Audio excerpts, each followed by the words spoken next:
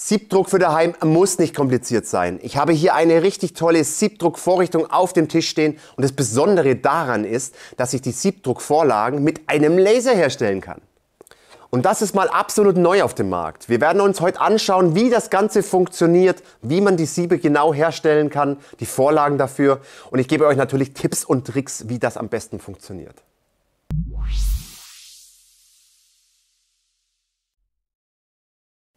Mann, hab ich mich damals abgeärgert, denn Siebdruck ist nichts Neues für mich. Denn ich habe nämlich damals schon mal anfangen wollen mit Siebdruck für daheim, habe mir so ein Anfängerset gekauft, war da richtig toll, begeistert davon und dann hat es nie richtig funktioniert, denn ich hatte Ärger mit den Sieben, mit dem Auswaschen, mit dem Belichten und das Ganze. Oh mein Gott, es hat einfach keinen Spaß gemacht und das Ding ist in der Ecke gelandet. Das soll hiermit alles komplett anders sein.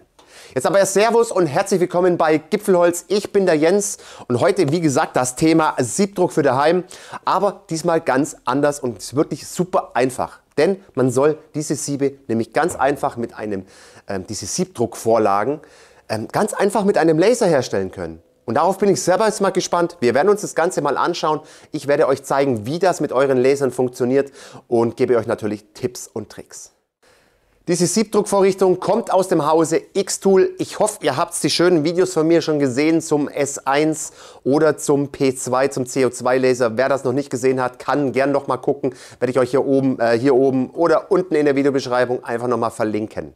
Ich werde dazu heute den S1 von Xtool benutzen, um die Siebe zu gravieren. Aber keine Angst für die Leute, die kein Xtool daheim haben, kein Xtool Laser daheim haben, ist überhaupt kein Problem. Das kann man nämlich mit jedem anderen Diodenlaser und CO2-Laser ebenso herstellen.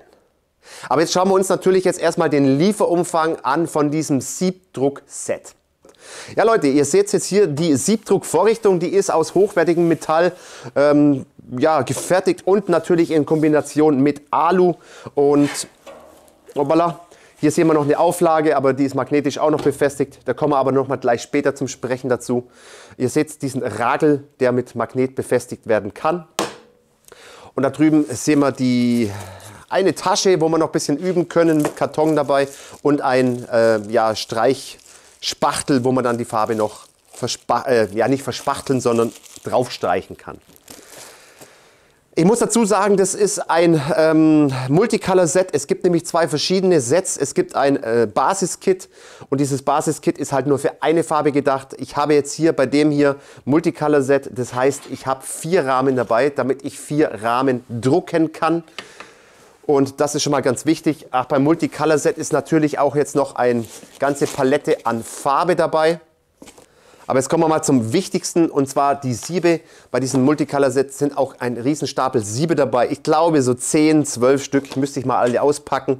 Und damit werden wir dann drucken. Hinten mit Karton. Der Karton hat schon eine Berechtigung. Das zeige ich euch aber noch mal genau, wie man dann diese Siebe in die Rahmen spannen kann.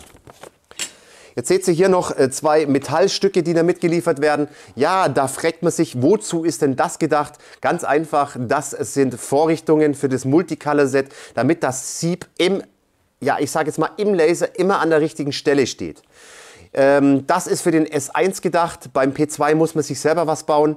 Und bei dem S1 muss ich aber auch noch mal kurz drauf zum Sprechen kommen, warum das nicht für alle S1 gedacht ist. Aber Gipfelholz hat natürlich wie immer eine Lösung dafür. Es gibt natürlich auch noch eine große Schiene. Diese große Schiene ist eigentlich für den D1 gedacht hier und von Xtool. Aber ich denke mal, das kann man auch für andere Laser einfach benutzen. Da müsst ihr einfach mal ein bisschen rumbasteln, wenn ihr das Multicolor-Set habt und wenn ihr da mehrere Farben drucken wollt. Denn da ist es natürlich wichtig, dass ihr immer an derselben Stelle praktisch eure Vorlagen auf das Gitter bekommt.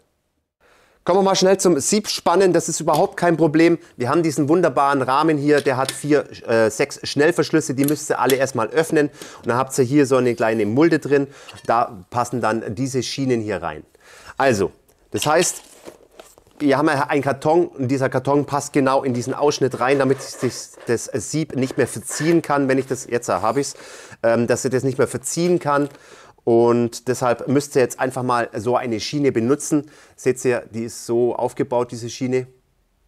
Und jetzt müsst ihr so einen leichten 45 Grad Winkel müsst ihr das Ganze ansetzen. Jetzt kann sich das ja nicht mehr verschieben. Das heißt, wir drücken dann einfach jetzt runter. Ihr seht, dass dieses dann reingezogen wird, das Ganze. Ihr drückt das Ganze runter in 45 Grad Winkel und klappt das Ganze nach unten ab. Und schon habt ihr das Sieb gespannt. Das macht ihr jetzt auf allen anderen 3 Seiten genauso. Und dann können wir weitermachen.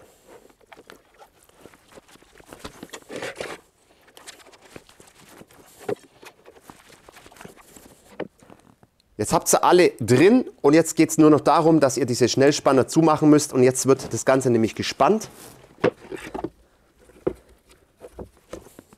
Jetzt dreht ihr das Ganze um und entfernt diesen Karton.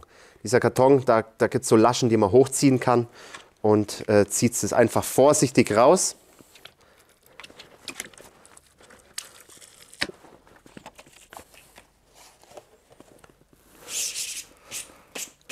Gut, und schon sind wir fertig. Jetzt habe ich noch ein zweites Sieb gemacht und da sind jetzt diese Bapper noch einfach drauf. Da müsst ihr jetzt einfach nur vorsichtig diese Bapper einfach abziehen. Da habe ich wohl falsch abgezogen ein bisschen, aber es ist auch kein Problem. Kann man nachträglich auch noch abziehen. Ich muss sagen, diese Kleber sind ein bisschen zu stark. X-Tool, macht sie mal ein bisschen leichter drauf.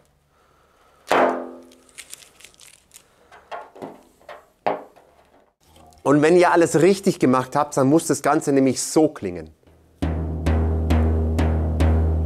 Könnt ihr noch Musik machen?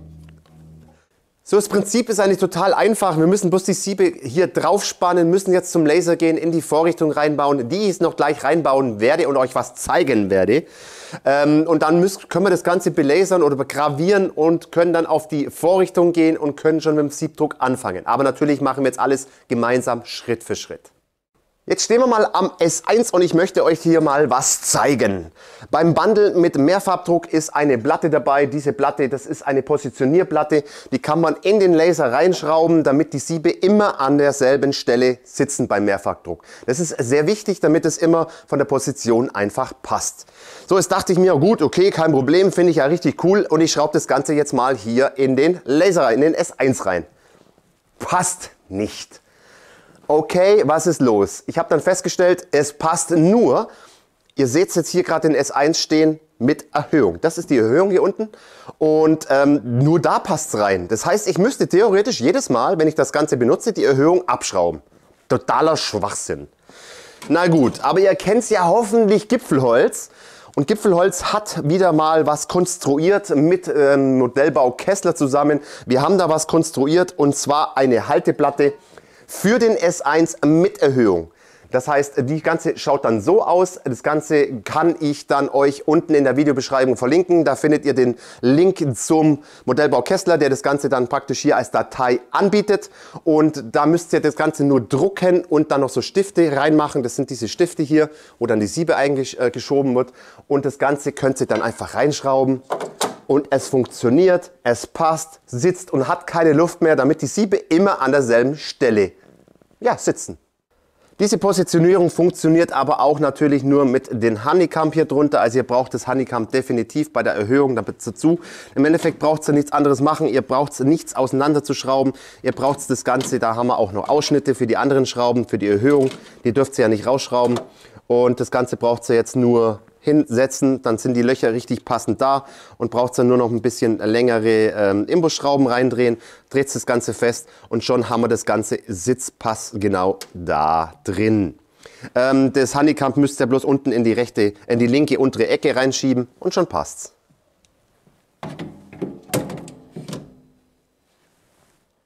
Wir werden jetzt mal den nächsten Schritt gemeinsam machen und zwar ist es jetzt in der Software, sind wir schon soweit. Für diejenigen, die natürlich jetzt ihren eigenen Diodenlaser benutzen und nicht die S1-Benutzer oder X-Tool-Benutzer, wird es ein bisschen schwerer. Da müsst ihr erstmal rausbekommen, welche Werte es sind. Hier ist es ziemlich einfach. Da ist es eigentlich fast schon alles automatisch. So, das erste, was wir machen müssen, ist den S1 natürlich zu verbinden und dann umzustellen. Und zwar gehen wir hier auf das Dropdown-Menü und können dort Siebdruck einstellen.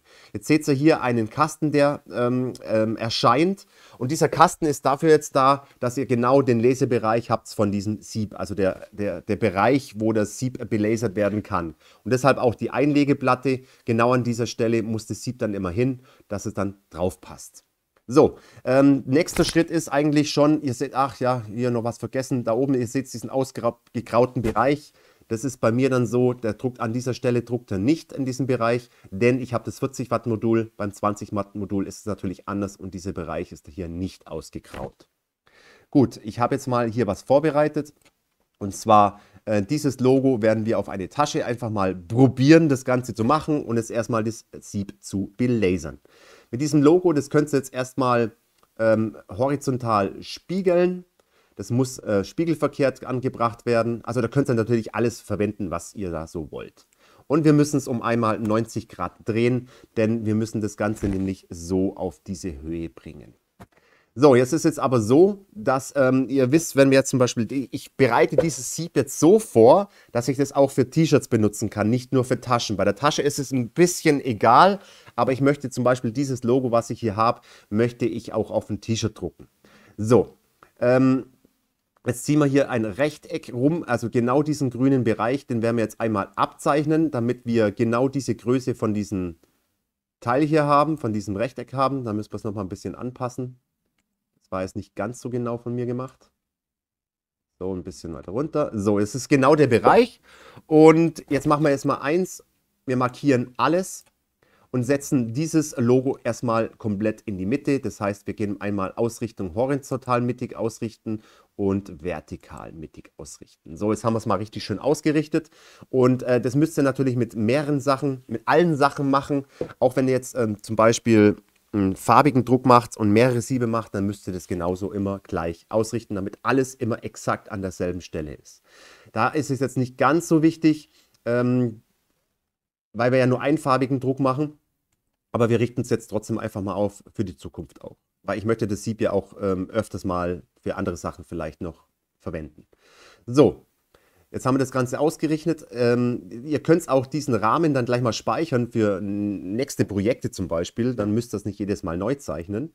Jetzt ist es beim T-Shirt aber ja so, wenn wir jetzt ein T-Shirt drucken wollen, dann ist es ja vom Kragen immer eine gewisse Zentimeteranzahl, bis das Bild erst losgeht. Und das sind so roundabout so 4 bis 5 Zentimeter.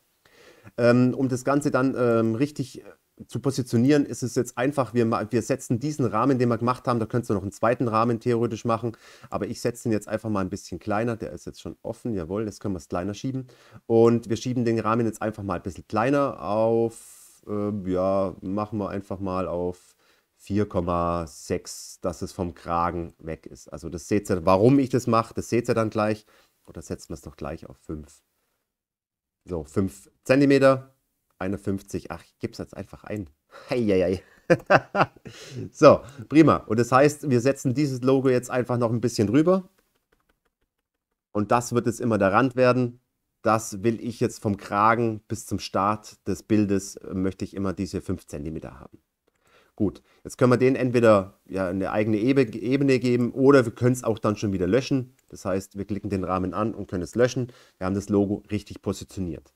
Als nächster Schritt ist auch ganz, ganz einfach. Wir müssen da gar keine Einstellungen mehr vornehmen, denn wir können hier eigenes Material mal draufklicken und dann seht ihr schon, da kommt jetzt eine Vorgabe von Xtool.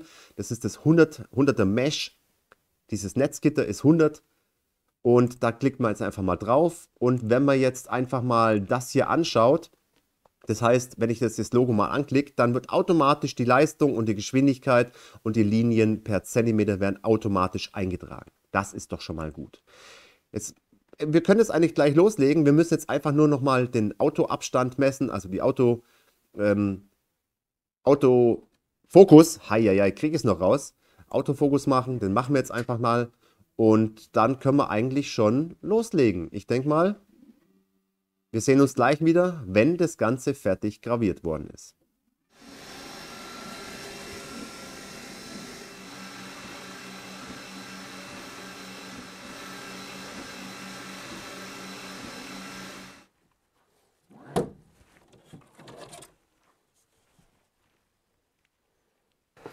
Sehr geil, so einfach habe ich noch nie ein Sieb hergestellt. Mega, schauen wir uns das gleich mal an. Ich habe hier noch ein bisschen, ja, ein bisschen Dreck drauf oder halt vom vom Laser ein bisschen was drauf. Das werde ich jetzt einfach nochmal abblasen. Jetzt halten wir das mal Ganze ans Licht und das schaut ja mal echt richtig super aus. Wir sind jetzt bereit, das Ganze mit dem Siebdruck loszulegen. Jetzt wollte ich euch nochmal die Platte hier kurz erklären. Diese 3 Rädchen sind dafür da, dass wir diese Bolzen hier bewegen können. Und das ist eine Magnetplatte, das heißt, das ist Magnet hier und damit können wir diese Platte im Endeffekt bewegen. Jetzt tun wir die Platte jetzt erstmal drauf. So, passt und da ist überhaupt keine Luft mehr und wir können jetzt hiermit, mit diesen Rädchen, können wir das Ganze verstellen. Also, jetzt brauchen wir im Endeffekt nur noch die Platte richtig rum reinmachen. Heieiei.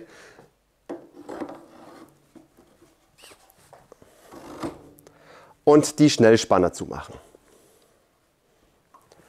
Jetzt legen wir das gewünschte Objekt darunter. Ich werde es jetzt erstmal auf dem Karton probieren. Ich habe es nämlich auch noch nie probiert. Ich habe es mir hier einen Karton und da wollen wir jetzt einfach mal unser Logo drauf machen.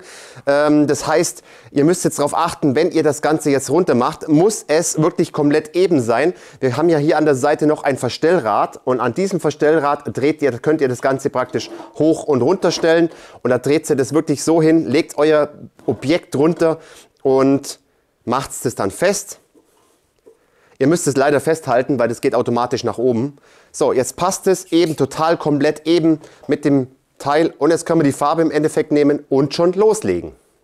Bevor wir jetzt aber mit dem Siebdruck loslegen, kann ich euch schon mal den ersten Tipp geben und zwar nehmt einfach ein Malerband, ein Kreppband und könnt dann hier euren Rahmen ein bisschen auskleiden, das Ganze, dann habt ihr nachher nicht ganz so viel zum Putzen und vor allem bleiben die Rahmen länger sauber. Also, legen wir mal los.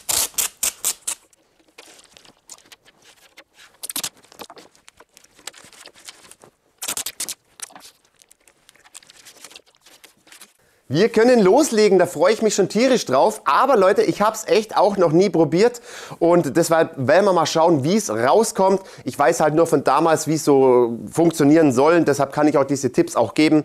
Wir haben hier wasserbasierte Farben, das heißt, wir müssen relativ schnell arbeiten damit, denn wasserbasierte Farben verdampfen natürlich durch das Wasser. Und ihr müsst jetzt nicht meinen, dass ihr hier dann eine Kaffeepause oder Raucherpause machen könnt zwischen den Drucken. Nee, bereitet alles vor und macht das Ganze so schnell wie möglich und dann kann da die Farbe nicht wirklich eintrocknen in dem Sieb. Wir müssen das Ganze ja noch fixieren.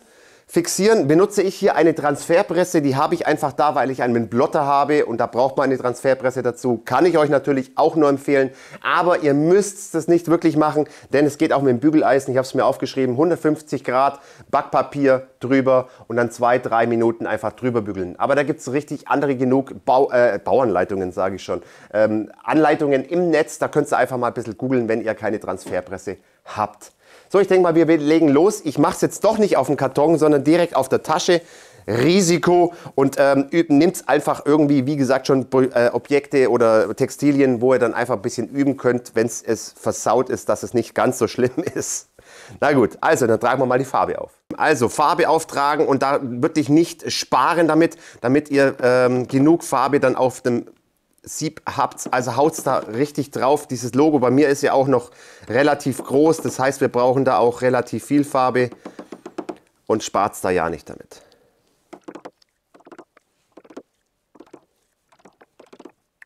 Ihr habt ja euer Sieb von der Höhe her eingestellt, das könnt ihr an der Höhe einstellen, runterlegen, wirklich schön, dass es faltenfrei drauf liegt, eure Tasche oder was auch immer. Und jetzt müssen wir es erstmal fluten. Mit dem Fluten hebt man das Ganze hier einmal an und ziehen praktisch mit eurem Ragel, zieht ihr das Ganze einmal nur, ganz wichtig, nur einmal komplett drüber, damit das Logo oder euer Objekt wirklich komplett geflutet ist mit Farbe. Und das macht es jetzt einmal, zieht es durch.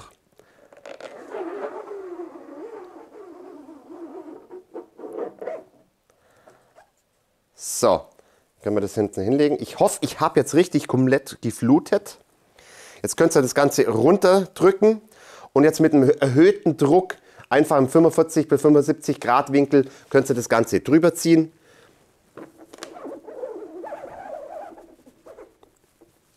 So, und das Ganze machen wir noch einmal.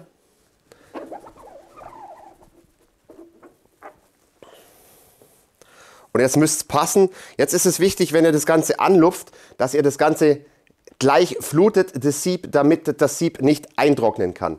Aber ich brauche noch ein bisschen mehr Farbe drauf, damit ich alles fluten kann. Die Farbe könnt ihr natürlich nachher wieder zurück in die Packung nehmen, die übrig geblieben ist. So, jetzt vorsichtig anlupfen und noch einmal fluten für den nächsten Durchgang. So, Überraschung, schauen wir uns das mal an. Ja, gar nicht mal so schlecht geworden. Aber ich muss dazu sagen, es ist ein bisschen verlaufen, weil diese Tasche ist echt sehr, sehr komisch. Das ist, glaube ich, komplett Baumwolle alles hier. Und gut ist. Also, dann lassen wir das jetzt ein bisschen antrocknen und werden es nachher fixieren. Vorsichtig beim Wegtun. Und gut ist, aber ihr könnt es natürlich auch zwischentrocknen mit einem Heißluftföhn. Aber wir machen jetzt komplett gleich mal eine andere Tasche. Und zwar ist die nicht, es ist ein anderes Material. Schauen wir mal, wie es da gut funktioniert.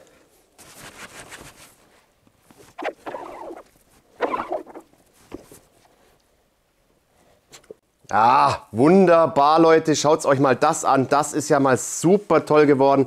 Ja, ich weiß, ich habe da vorhin hingefasst an die Tasche. Da ist ein Fleck drin. Kommt nicht vom Siebdruck. Aber das schaut ja mal richtig toll aus. Also mal trocknen lassen, antrocknen lassen oder anföhnen. Und das ist ja mal richtig toll rausgekommen. Also dann machen wir gleich noch mal welche.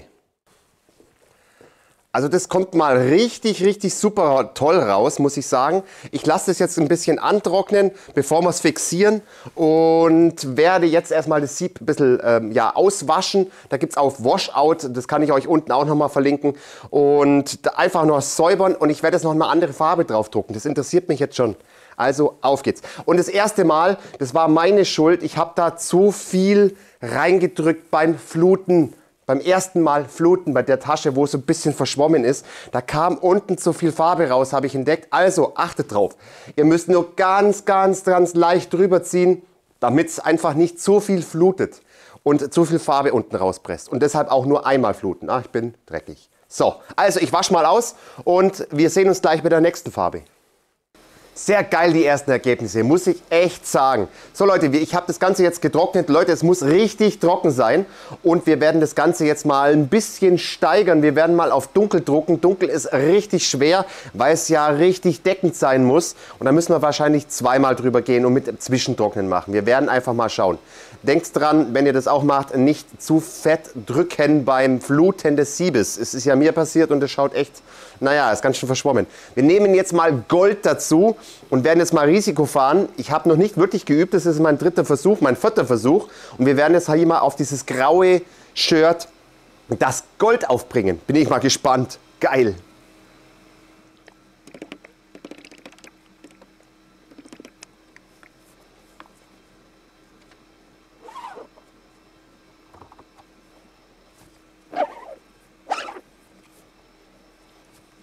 So, geflutet ist es noch einmal, damit es nicht eintrocknen kann. Und jetzt schauen wir mal rein. Okay, schaut nicht schlecht aus.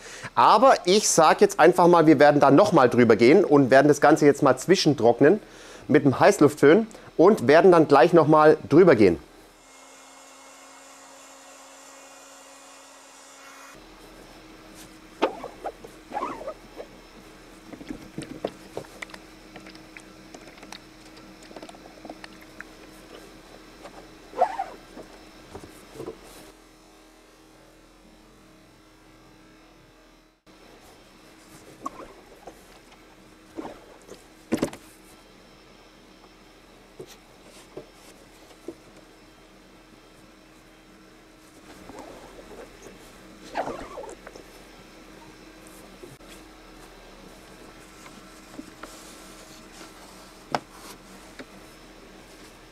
Also richtig cool, es macht richtig Spaß. Ich habe noch ein rötliches gemacht hier und wir werden das Ganze jetzt fixieren. Wie gesagt, ihr könnt das Ganze mit dem Bügeleisen machen, 150 Grad Backpapier drüber, kreisende Bewegung, 2 bis 3 Minuten und dann ist das Ganze fixiert. Ebenso ein Kaltfixierer, den könnt ihr in die Farbe mit reinmischen, dann ist das automatisch fixiert nach 72 Stunden. Das ist dann wie die Hitzebehandlung. Jetzt müssen wir das Ganze aber, wie gesagt, fixieren und ich mache das an der Transferpresse. Da legt ihr euer Shirt einfach schön rein. Wir müssen erst einmal vorpressen und zwar, da könnt ihr jetzt ein Teflonpapier nehmen, ein Transferpapier nehmen oder auch Backpapier nehmen. Legt ihr das Ganze drauf. 160 Grad machen wir einfach 15 Sekunden circa und dann muss es erstmal verdampfen. Jetzt könnt ihr erkennen, da dampft es richtig raus, das ist die Restfeuchte vom T-Shirt.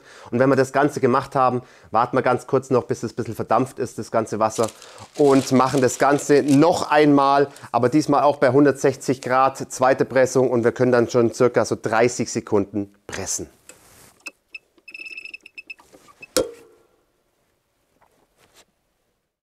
Jetzt ist das Ganze fixiert, schaut doch richtig geil aus. Was meint ihr dazu? Es müsste jetzt super halten. Macht natürlich auch noch einen Waschtest, das ist ganz klar. Aber das ist jetzt wirklich echt mega. Gefällt mir gut. Wir müssen jetzt noch alle anderen hier fixieren und das werde ich jetzt einfach mal machen.